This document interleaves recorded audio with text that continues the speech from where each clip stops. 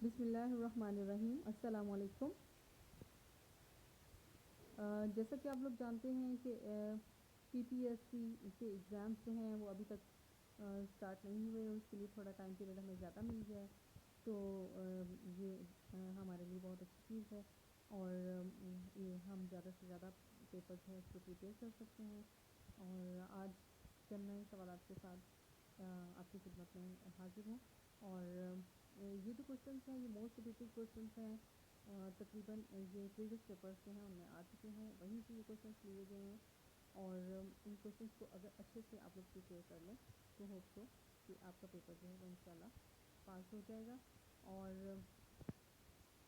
मज़ीद ये कि क्वेश्चंस को रीड आउट करने से पहले, इनको लर्न करने से पहले please subscribe my channel bright light. I will be thankful to you. The question is, Banu Umayya ने इस्लाम पर कितने बरस हुकूमत की? तो बनु उमैया ने इस्लाम पर 92 ईयर्स 92 साल तक हुकूमत की और इनका टाइम पीरियड 41 हिजरी से स्टार्ट होता है और 132 हिजरी पर इख्तिताम पजीर हुआ है। नेक्स्ट क्वेश्चन, आखिरी अब्बासी हुक्मरान का नाम क्या था? तो आखिरी अब्बासी हुक्मरान का नाम अब्दुल्ला बिन मंसूर मुस्तासम बिल्ला है, जो कि मुस्तासम बिल्ला के नाम से मशहूर हैं। नेक्स्ट क्वेश्चन, फ़िरक़ा ख़वारिज का ज़हूर कब हुआ? द आंसर इज़, फ़िरक़ा ख़वारिज का ज़हूर हज़रत अली रज़ियल्लाहु ताला अन्हु के अहद में हुआ। द नेक्स्ट क्वेश्चन, भिक्षु की इस्तिलाह किस मज़हब में इस्तेमाल होती है? भिक्षु की इस्तिलाह बुद्ध मत के मज़हब में इस्तेमाल होती है। और भिक्षु बुद्ध मत का जो मज़हब है इसके बानी का नाम महात्मा बुद्ध है। द नेक्स्ट क्वेश्चन, रस्म इशाए रबानी का ताल्लुक़ किस मज़हब से है? रस्म इशाए रबानी का ताल्लुक़ ईसाईयत से है। द नेक्स्ट क्वेश्चन, कीमतों, उजरतों, किरायों और मुनाफे की शरह का तयन करने को क्या कहते हैं? तो इसको तसईर कहते हैं। द नेक्स्ट क्वेश्चन, ज़मीन की पैदावार के कुछ हिस्सों पर ज़मीन की ज़राअत को क्या कहते हैं? इसको मज़ारियत कहते हैं, मज़ारत कहते हैं। जैसा कि आजकल जो है वो कुछ लोग ज़मीन को दे देते हैं ठेके पर या इस तरह से दे देते हैं और फिर उसका जो मुनाफा होता है वो दोनों बराबर बराबर तकसीम कर लेते हैं, तो इस अमल को मज़ारत कहा जाता है। नेक्स्ट, आमिलीन पैदाइश की तादाद कितनी है? आमिलीन पैदाइश से मुराद वो तमाम फैक्टर्स अवामिल जो कि पैदावार को बढ़ाने में कारफरमा साबित होते हैं, तो वो आमिलीन पैदाइश जो हैं वो 4 हैं। और इनमें से सबसे पहला आमिल जो है वो है ज़मीन, दूसरा मेहनत, तीसरा सरमाया और चौथा तंजीम। ये सारी चीज़ें मिलकर पैदावार को बढ़ाने में अहम किरदार अदा करती हैं। द नेक्स्ट क्वेश्चन, आयत कंज़ कुरान पाक की किस सूरत में है? तो आयत कंज़ जो है वो कुरान पाक की सूरह तौबा में है। सूरह तौबा के हवाले से आपको बता दूं कि ये वही सूरह मुबारका है जिसके शुरू में बिस्मिल्लाहिर्रहमानिर्रहीम नहीं है और ये पारा नंबर 10 से शुरू होती है और पारा नंबर 11 पर इख्तिताम पजीर होती है। और आयत कंज़ जो है इसमें खर्च करने वाले लोग जो हैं और छुपा छुपा कर रखने वाले, ख़जानों को छुपा कर रखने वाले लोग जो हैं उनके बारे में अरशाद बारी ताला है, वल्लज़ीना यकनज़ूना नज़्ज़िहबा, और वो लोग जो ख़जानों को पोशीदा रखते हैं, छुपा छुपा कर रखते हैं, उन्हें खर्च नहीं करते।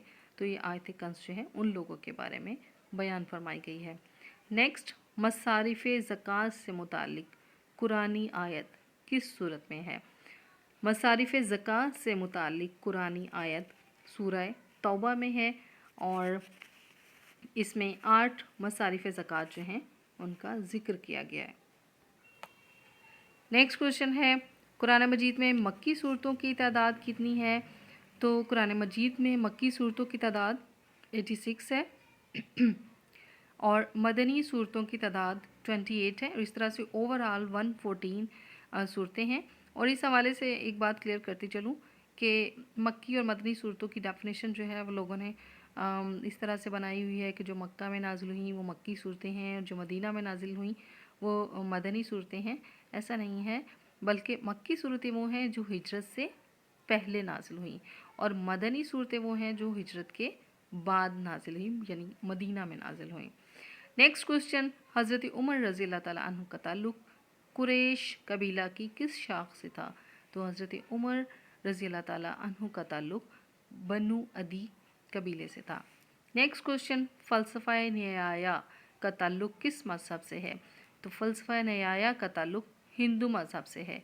द नेक्स्ट क्वेश्चन, मनुस्मृति किस मज़हब की मुक़द्दस किताब है?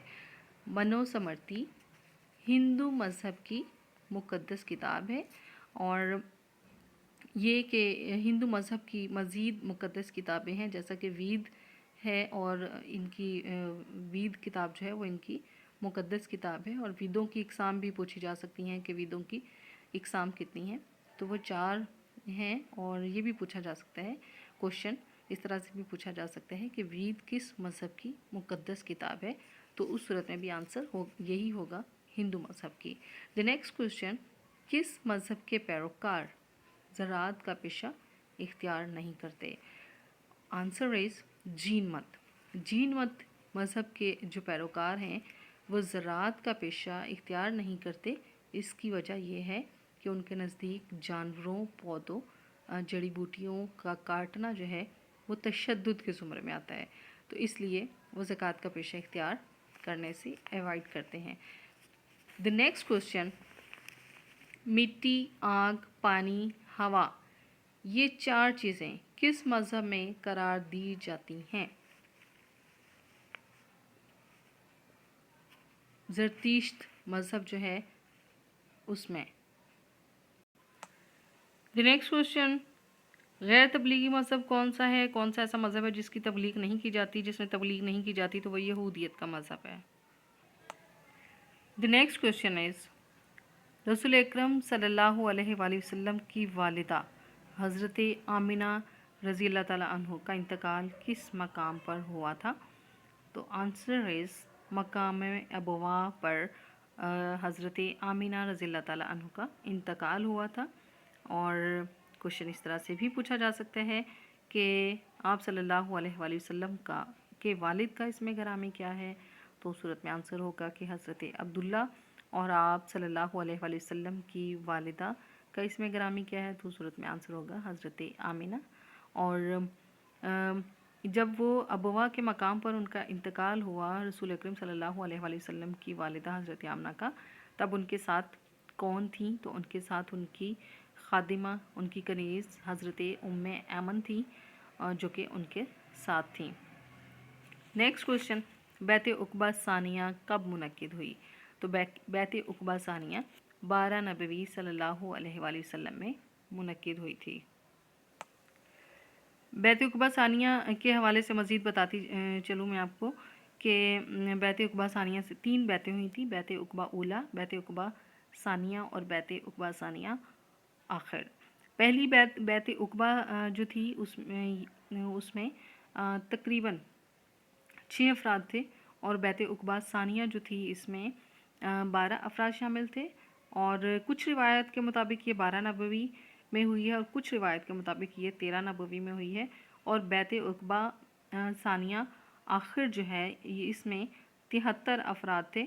और अगर ऑप्शंस में 12 नबवी और 13 नबवी दोनों ऑप्शंस में अगर आता है, 12 नबवी भी आता है, 13 नबवी, 2 ऑप्शंस आते हैं 12 नबवी और 13 नबवी के, तो आप लोगों ने 12 नबवी जो है इसको टिक करना है। नेक्स्ट क्वेश्चन, बैत रिज़वान से क्या मुराद है? बैत रिज़वान से मुराद है वो बैत है जिसके ज़रिए से सहाबा इकराम को अल्लाह ताला की रज़ा हासिल हुई है। और ये भी क्वेश्चन पूछा जा सकता है कि बैत रिज़वान किस मौके पर हुई? तो उस सूरत में आंसर होगा कि बैत रिज़वान सुलह हुदैबिया के मौके पर हुई थी।